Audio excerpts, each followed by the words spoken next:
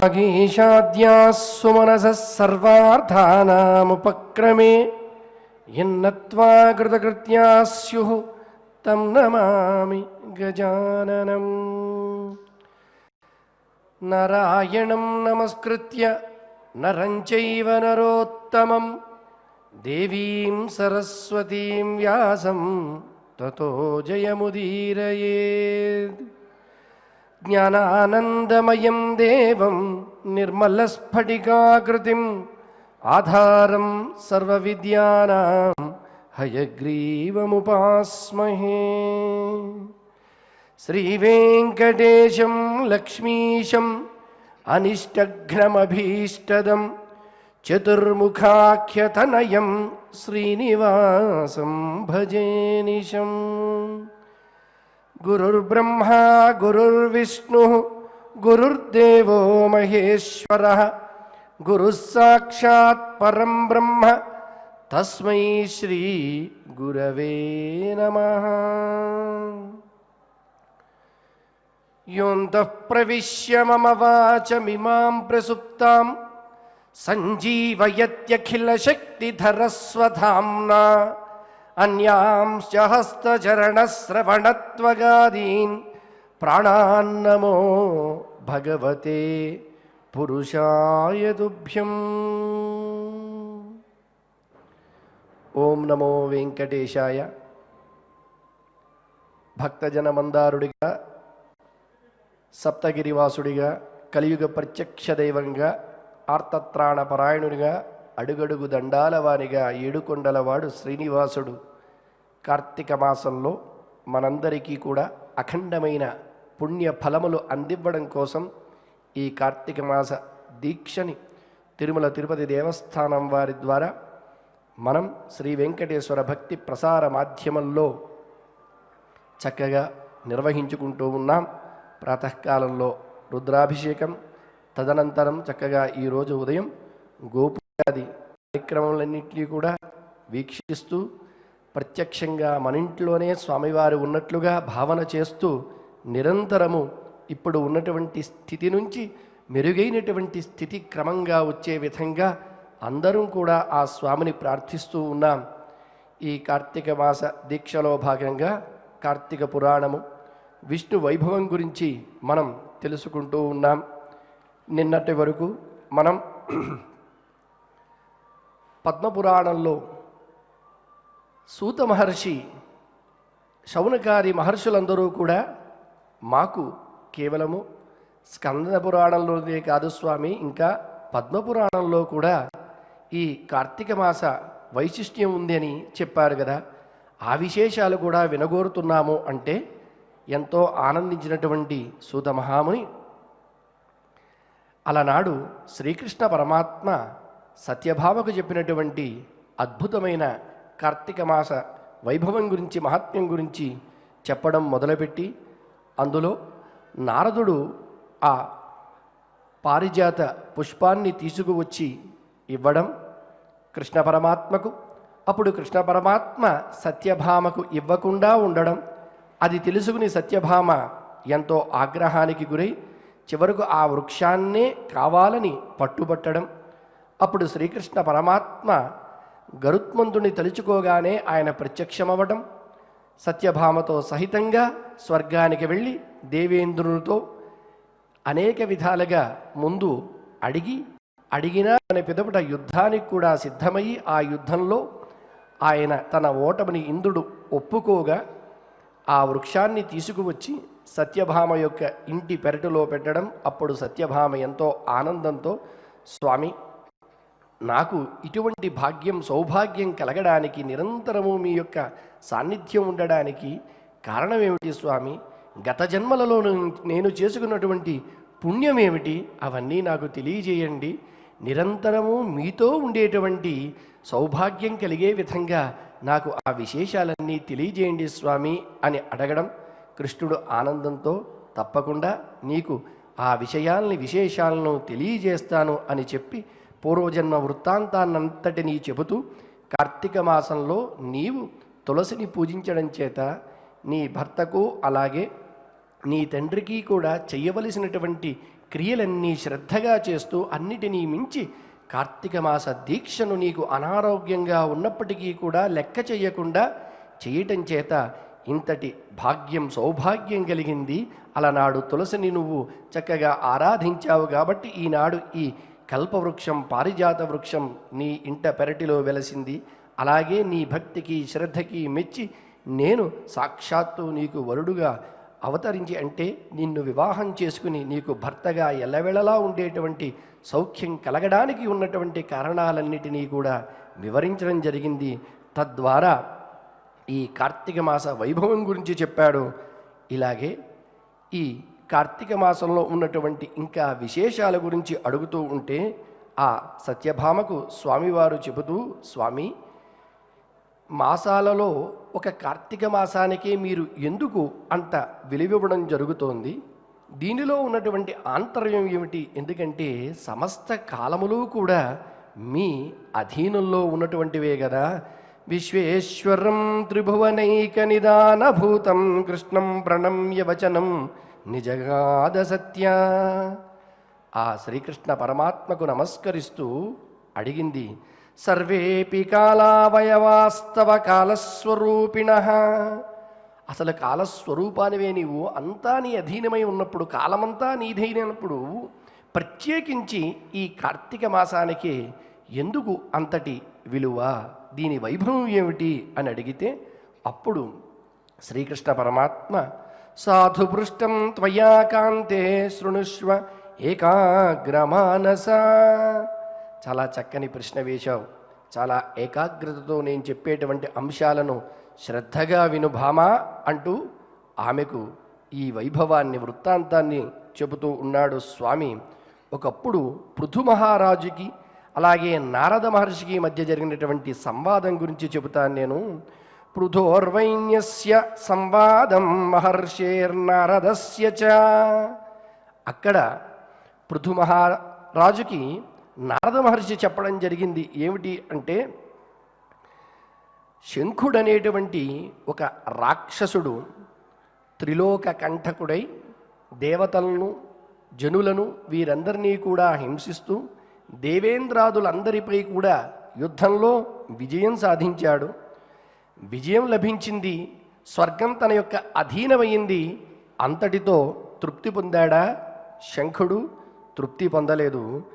దేవతలు ఈనాడు నాతో పరాజయం పొందినప్పటికీ తిరిగి వాళ్ళందరూ ఏదో సమయంలో నా మీద దాడి చేయవచ్చు అని.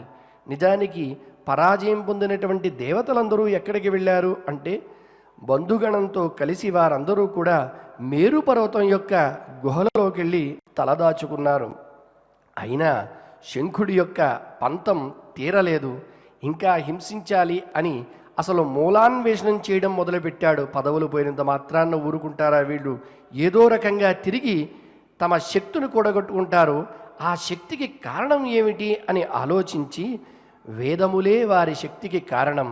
వేదమంటే జ్ఞానం కాబట్టి ఆ జ్ఞానాన్ని హరించాలి అనేటువంటి సంకల్పం చేసుకుని, ఈ వేదములు ఎవరి వద్ద ఉన్నాయి అంటే బ్రహ్మ వద్ద ఉన్నాయి కాబట్టి వెంటనే ఆ వేదములు కైవసం చేసుకోవడం కోసం బ్రహ్మ దగ్గరకు వెళ్ళాడు ఆయన. ఆ రాక్షసుడు వెంటనే ఆ వేద రాశి అంతా కూడా భయభ్రాంతులకు గురైంది. యజ్ఞమంత్ర బీజాలతో కూడినటువంటి ఆ వేదములు శంఖుణ్ణి చేరడానికి నిరాకరించి తప్పించుకుని తలదాచుకోవడం కోసం సముద్ర గర్భానికి వెళ్ళిపోయాయి. శంఖుడు ఆ వేదరాశి ఎక్కడుందో అని అన్వేషించాడు. చివరికి తెలిసింది సాగరంలో ఉన్నాయని చెప్పి. ఈలోపు బ్రహ్మదేవుడు పూజా ద్రవ్యాల్ని అన్నిటినీ కూడా సమకూర్చుకుని ఆ గుహాలయంలో ఉన్నటువంటి దేవతలందరితో కూడా కలిసి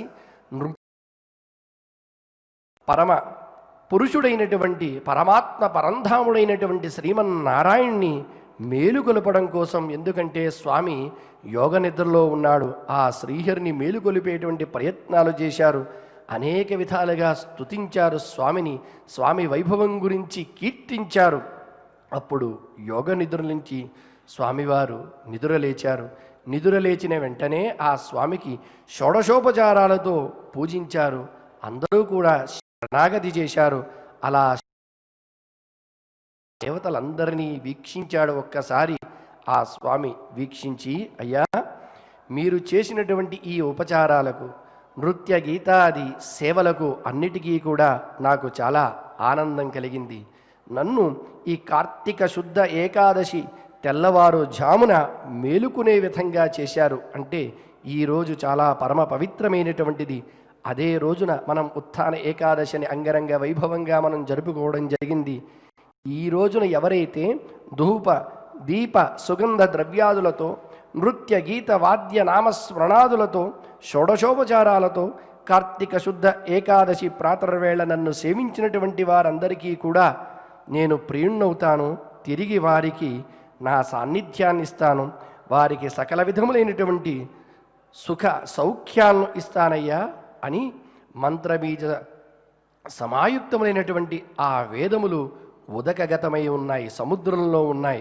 కాబట్టి ఎవరైతే ప్రతి కార్తీక మాసంలో కూడా జలాశ్రయం ఉన్నటువంటి వేదాలు, అంటే కార్తీక మాసంలో ఈ వేదాలన్నీ కూడా జలాన్ని ఆశ్రయించి ఉంటాయి అని చెబుతూ ఆ స్వామి యొక్క నామస్మరణ చేస్తూ ఆ జలములను స్పర్శిస్తారో, జలముల్లో స్నానములు చేస్తారో వారికి అద్భుతమైన జ్ఞాన సంపత్తి కలుగుతుంది అని చెబుతూ, ఇప్పుడే నేను మీనావతారుణ్ణి సముద్ర ప్రవేశం చేసి శంఖుణ్ణి సంహరించి వేదాల్ని కాపాడతానయ్యా అని చెబుతూ, ఈ కార్తీక మాస ప్రాతర్వేళ మానవులు చేయడానికి, నదీ స్నానాదులు చేయడానికి కావలసినటువంటి స్థితులన్నిటినీ మీరు పరిశీలించండి అని అక్కడ ఉన్నటువంటి దేవతలందరికీ కూడా ఆజ్ఞను ఇచ్చాడు.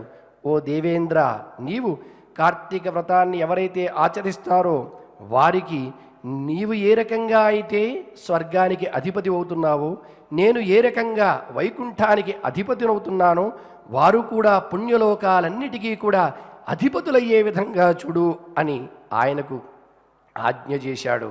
అలాగే వరుణదేవ, ఈ కార్తీక వ్రతనిష్టల కార్యాలకు ఏ విధమైనటువంటి విఘ్నాలు కలుగకుండా రక్షణ చేసి పుత్ర పౌత్ర ధన కనక వస్తు వాహనాది సమస్త సంపదలు కూడా చేకూరే విధంగా అనుగ్రహించు అన్నాడు. అందుకే మనం కార్తీక మహాదీపోత్సవం చేసుకున్నప్పుడు అంతకు ముందు వర్షాలు భయంకరంగా మనకు కురిశాయి, కానీ భగవద్ అనుగ్రహం ఉంది అనడానికి అది ఒక నిదర్శనంగా మనం చెప్పుకోవచ్చు.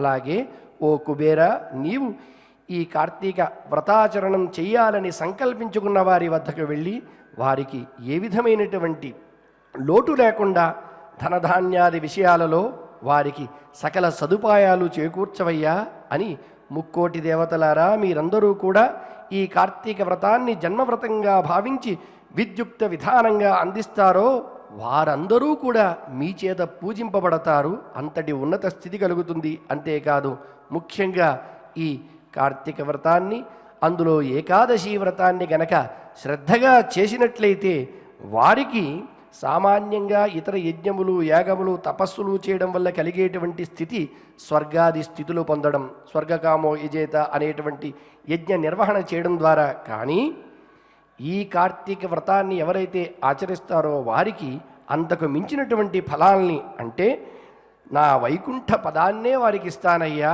శాశ్వతమైనటువంటి స్థితిని అందజేస్తాను అని చెప్పాడు. ఈలోపు శంఖుడు ఆ వేద రాశి ఎక్కడుందా అని వెతుకుతూ ఉన్నాడు. చూడండి, శంఖుడు యొక్క స్థితి కూడా దేవతలను ఓడించినంత మాత్రాన ఊరుకోలేదు. ఆ దేవతలకు ఏది సంపదో, ఏది నిధో, ఏది పెన్నిధో ఆలోచించి దాన్ని మూలాన్వేషణం చేసి దాన్ని హరించాలి అనుకున్నాడు. వేదరాశిని, జ్ఞానాన్ని, ఆనాడు పురాణాల్లో జరిగినటువంటి ఇతివృత్తం ఈనాడు మన కన్నులకు కట్టినట్లుగా కనిపించేటువంటి ప్రత్యక్ష నిదర్శనం. పాశ్చాత్యులు మన భారతీయులపై దాడి చేసినప్పుడు కేవలం ఏ రకంగా మన మీద వాళ్ళు పట్టు సాధించారు, ఏ రకంగా మనం పట్టు కోల్పోయాము అంటే భారతస్య ప్రతిష్ఠే ద్వే సంస్కృతం సంస్కృతిస్తథా అని. మన యొక్క సంస్కృతే మనకు పట్టుకొమ్మ. ఆ సంస్కృతిని నాశనం చేయడం ద్వారా మన మీద పట్టు సాధించేటువంటి స్థితిని వాళ్ళు పొందారు. కాబట్టి మనం ఒక్కసారి జాగ్రత్తగా చూసుకున్నట్లయితే ఆనాడు మనం చేసుకోలేకపోయింది, మన పట్టు జారిపోయినటువంటిది మన సంస్కృతిని చక్కగా పరిపూర్ణంగా కాపాడుకోలేని స్థితిలో ఉండడం వల్లే. కాబట్టి అయినప్పటికీ మనం ఇప్పటికీ మన సంస్కృతి చక్కగా రక్షింపబడుతూనే ఉంది భగవద్ అనుగ్రహం చేత. ఆ సంస్కృతి దేని మీద ఆధారపడి ఉంది అంటే సంస్కృతంలో ఆధారపడి ఉంది. అందుకనే భారతస్య ప్రతిష్ఠే ద్వే సంస్కృతి సంస్కృతం అని. కాబట్టి దేవభాష అయినటువంటి భాషాసు ముఖ్య మధుర అని, మధురమైనటువంటిది గీర్వాణ భారతి అని పిలువబడేటువంటి ఆ దేవభాష విశ్వభాష అయినటువంటి సంస్కృతం ద్వారా మనం సంస్కరింపబడినట్లయితే, మన సంస్కృతిని కాపాడుకున్నట్లయితే, విశ్వభాషని చక్కగా మనం అవగమనం చేసుకున్నట్లయితే తిరిగి మళ్ళీ మనం పూర్వ వైభవాన్ని పొందొచ్చు అని ఖచ్చితంగా చెప్పచ్చు. ఎందుకంటే మిగిలిన భాషలన్నీ చూసుకుంటే వాటికన్నిటికీ ఒక పరిధిగా గుర్తింపబడతారు. సామాన్యంగా ఎవరైనా తెలుగులో మాట్లాడితే తెలియని చోటకి వెళితే మీరు తెలుగువారా అని అడుగుతారు. అదే కన్నడంలో మాట్లాడితే మీరు కర్ణాటక వారా, కన్నడ ప్రాంతీయులా అంటారు. మలయాళంలో మాట్లాడితే మీరు కేరళ ప్రాంతీయుల వారా, ఒడియాలో మాట్లాడితే ఒరిస్సా, ఇలా ప్రతి భాషకి ఒక పరిధి ఏర్పాటు చేస్తారు. కానీ ఎవరూ లేని చోట, తెలియని చోట మీరు సంస్కృతంలో మాట్లాడండి, వాళ్ళు అడిగేది మీరు భారతీయులా అని. కాబట్టి మనకు గుర్తింపు ఇచ్చేటువంటిది మన యొక్క విశ్వభాష, లోకానికి అంతటికీ జ్ఞానదీపంగా ఉండేటువంటి భాష, ఆ భాష ద్వారా వచ్చేటువంటి సంస్కృతి. కాబట్టి ఆ సంస్కృతిని మనం కాపాడుకోవాలి. అలా ఆనాడు అక్కడ పురాణంలో ప్రస్తుతంలో చూసినట్లయితే కథాంశంలో భాగంగా ఆ వేదాలను వీళ్ళు కాపాడుకున్నారు. శంకుడి బారిన పడకుండా విష్ణువుని ప్రార్థించి విష్ణుడు తాను మీన స్వరూపుడై వెళ్ళి ఆ వేద రక్షణ చేస్తాను అని చెప్పి వారికి మాట ఇచ్చాడు. అలా ఆయన వెంటనే మత్స్యశాపకమై ఒక చిన్న మత్స్య స్వరూపంతో వింధ్యపర్వతం యందున్నటువంటి కశ్యప ప్రజాపతి దగ్గరికి వెళ్ళాడు. ఆయన దోషుల జలాలలో ఒక చిన్న చేపపిల్ల రూపంగా ప్రవేశించాడు. ఆ చేపపిల్లను ఆయన తీసుకుని తన కమండలంలో వేసుకున్నాడు. ఆ కమండలంలో అది సరిపడక ఇంతింతై అన్నట్లుగా పెరుగుతూ ఉంది. వెంటనే దానిని ఒక బావి ఉంటే ఆ బావిలో వేశాడు. అక్కడ కూడా చాలా పెద్దగా పెరిగింది. తర్వాత ఒక చిన్న తటాకంలో వేశాడు, అక్కడ కూడా పెరిగింది. చివరికి కశ్యపుడు ఇలా ఒకదాని నుంచి ఒకదాన్ని పెంచుకుంటూ చివరికి సముద్రంలో ఉంచడం జరిగింది.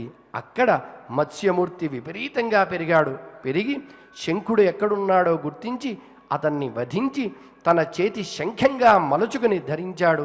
తిరిగి బదరికా వనానికి చక్కగా చేరుకున్నాడు. అక్కడ ఎప్పటి రూపంగా తన యొక్క విష్ణుతత్వంతో విష్ణు స్వరూపునిగా చక్కగా విరాజిల్లాడు. అక్కడ ఆ స్వామిని చూసినటువంటి మునులందరూ కూడా ప్రార్థించారు.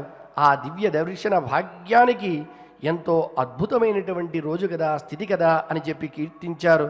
వేదాలు ఉదకములలో ప్రవేశించడం చేత, అవి రహస్యంగా అక్కడ ఉంచబడడం చేత మీరు కూడా వెళ్ళి జలాంతర్గాములై ఆ వేదములను ఎక్కడున్నాయో కనిపించే విధంగా మీకు ఏర్పాటు చేస్తాను, మీరు వెళ్ళి దర్శించి ఆ వేదములు తీసుకురండి అని వారికి ఆనతనిచ్చాడు ఆ విష్ణువు. అప్పుడు అక్కడున్న ఋషులందరూ కూడా ఆ జలముల్లోకి వెళ్ళి ఆ వేదములను దర్శించారు. ఏ ఋషి ఏ రకంగా చూశాడో ఆ ఋషులు ద్రష్టగా మనకు వేదము యొక్క శాఖలు అవన్నీ కూడా మనకు లోకంలో ఈనాడు ఒక్కొక్క మంత్రానికి, ఒక్కొక్క శాఖకు ఒక్కొక్క మహర్షి దర్శించాడు అంటే ఈ రకంగా దర్శించాడన్న విషయం మనకు తెలియవస్తోంది. కాబట్టి అనంతరం ఆ వేదాన్ని ఎవరైతే దర్శించారో వారందరూ తమకు కలిగినటువంటి ఇంతటి సౌభాగ్యానికి భాగ్యానికి మురిసిపోయారు. తిరిగి ఆ వేదములన్నిటినీ కూడా వచ్చి బ్రహ్మదేవుని దగ్గరకు వచ్చి పురస్కరించుకున్నటువంటి ఒక శుభ గడియన ఆ స్వామికి తిరిగి తమకు కలిగినటువంటి అదృష్టం గురించి వివరించారు. వీరందరూ కలిసి ఆ స్వామి వద్దకు చెంతకు చేరారు. స్వామి, ఇంతటి భాగ్యం మాకు కలిగేటువంటి అవకాశం ఇచ్చావు కదా, ఈ సమయంలో మమ్మల్ని కాపాడినటువంటి ఓ లక్ష్మీనాథ, దేవదేవ, జగన్నాయక అని అనేక రకాలుగా ఆయన్ని స్తుతించి ఆ స్వామికి ప్రీతికరమైనటువంటి యజ్ఞ యాగాది క్రతువులను ఎన్నింటినో చేసి ఇహ సుఖములనే కాకుండా పరలోకంలో కూడా ముక్తిని కలిగే విధంగా జనులందరినీ కూడా ఉద్ధరింపజేసే విధంగా ఆ వేదాల్ని మానవ లోకానికి మనకు కూడా అందించే విధంగా చేసినటువంటి వారయ్యారు ఋషులు. అందుచేతనే మనం ఋషి రుణం, దేవరుణం, పితృరుణం అనే రుణాలలో ఋషులకు రుణపడి ఉన్నామని చెప్పుకోవడం జరుగుతోంది. ఇలా ప్రసిద్ధమైన ఆ బదరి క్షేత్రం ఏదైతే ఉందో స్వామి అక్కడే ఉంటూ స్వామి యొక్క పరిపూర్ణమైనటువంటి అనుగ్రహాన్ని మనందరికీ కూడా అందిస్తూ ఉన్నాడు. ఇంకా ఆ స్వామి వైభవం గురించి అనేక విశేషాలను మనం రేపటి రోజున తెలుసుకుందాం. ప్రతిరోజు మనం విష్ణు వైభవానికి సంబంధించి అలాగే స్వామికి సంబంధించినటువంటి స్తుతులను చేస్తూ ఉన్నాం. అందులో భాగంగా స్కాంద పురాణంలో జ్ఞానసిద్ధుడు అనేటువంటి వాడు నారదుడు విష్ణువు దగ్గరకు వచ్చి, స్వామి, కలియుగంలో ఉన్నటువంటి భక్తులందరూ కూడా సరైనటువంటి పద్ధతిలో ఉండకపోవడం వల్ల అనేక కష్ట నష్టాలకు గురవుతున్నారయ్యా కలి ప్రభావం చేత, కాబట్టి మీరే ప్రత్యక్షంగా వీక్షించండి అని కోరుకోవడం చేత సాక్షాత్తు విష్ణువే వృద్ధ బ్రాహ్మణుని రూపంలో భూలోకానికి విచ్చేసి అక్కడ నారదుడు చెప్పినటువంటిదంతా కూడా గమనించి తనల్ని కొంతమంది కీర్తించారు, కొంతమంది నిందించారు, కొంతమంది ఉదాసీనతను ప్రదర్శించారు. అటువంటి స్థితిని గురించి తెలుసుకుని ఏదో రకంగా వీరిని ఉద్ధరించాలని చెప్పి నైమిషారణ్యానికి ప్రవేశించగానే అక్కడ ఉన్నటువంటి మునులలో ఒకడైనటువంటి జ్ఞానసిద్ధుడు ఆ స్వామిని కీర్తించాడు. ఆ స్తుతిని మనం కూడా భక్తిగా చేసి ఆ జ్ఞానాన్ని పొందే ప్రయత్నం చేద్దాం. నేను పఠిస్తాను, మీరు కూడా పఠించండి. జ్ఞానసిద్ధ ఉవాచ విధురధిక విధజ్ఞ వేద వేద్యం సుగుహ్యం నిగమ హృదయ వాసం నిశ్చలం నద్వితీయం హిమకర రవిశర్వ బ్రహ్మముఖ్యైః నరేంద్రైః స్తుతచరణ యుగంతే నౌమి భూయః సురమ్యం భవాన్నవాచాం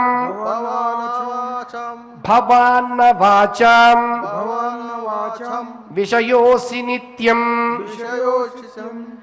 భవార్చితాంఘ్రిః భవభీతిహంతా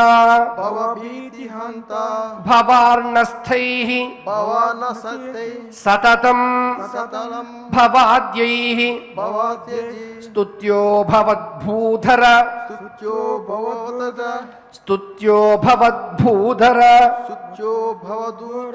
భూతరూపైః భూతాని తథైవ సంతి భవ్యాని సర్వాణి చరాచరాణి భవద్విభూతిః పరమాపరస్తాత్ పరో భవాని పతిపూజితాంఘ్రిః త్వమీశ్వరః త్వయ్యఖిలం విభాతి మాయామయం స్రగ్ఫణికల్పమీశ చరాచరం విశ్వమనేక బీజం భూతైర్మహద్భిః సహ మాయయా చ ఈ చరాచర జగత్తులో అంతా కూడా వ్యాపించి ఉన్నటువంటి ఓ పరమాత్మ, పరంధామ, నీవే మమ్మల్ని కాపాడాలయ్యా అని ఆనాడు ఆ మునులందరూ కూడా స్వామిని వేడుకున్నారు. ఈనాడు కూడా ఇప్పుడున్నటువంటి కష్టకాలం తొలగి మనకు ఈ కార్తీక మాస పుణ్య ఫలములన్నీ కూడా లభించాలి అని శ్రద్ధగా ఆ స్వామిని మనం వేడుకుంటూ ఉన్నాం. కాబట్టి ఈ పురాణ పఠనం చేయడం చేత, వినడం చేత కలిగేటువంటి సమస్త పుణ్యములను మనం సంపాదించుకుందాం. ఏ పఠంతి పురాణాని శృణ్వంతి చ సమాహితాః ప్రత్యక్షరం లభంత్యేతే కపిలాదానజం ఫలం. ఏ శృణ్వంతి పురాణాని కోటి జన్మార్జితం ఖలు పాపజలంతు తే హిత్వా గచ్చంతి హరిమందిరం. అపుత్రో లభతే పుత్రం ధనార్థీ లభతే ధనం విద్యార్థీ లభతే విద్యాం మోక్షార్థీ మోక్షమాప్నుయాత్. స్వస్తి ప్రజాభ్యః పరిపాలయంతాం న్యాయేన మార్గేణ మహీం మహీషాః గోబ్రాహ్మణేభ్యః శుభమస్తు నిత్యం లోకాః సమస్తాః సుఖినో భవంతు. శ్రియః కాంతాయ కళ్యాణనిధయే నిధయేర్థినాం శ్రీవేంకట నివాసాయ శ్రీనివాసాయ మంగళం.